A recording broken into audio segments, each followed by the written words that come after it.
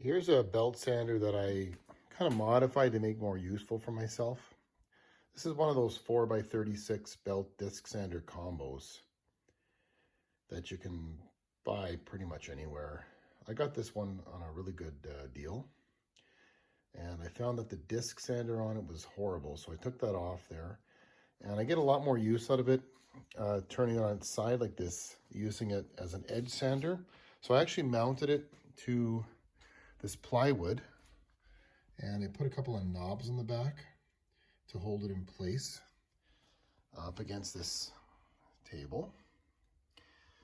And I put a hook on the bottom so it can hook up against the bench. In this case, it's on my table saw. And now I can use it as an edge sander. It's got this table. And runs good.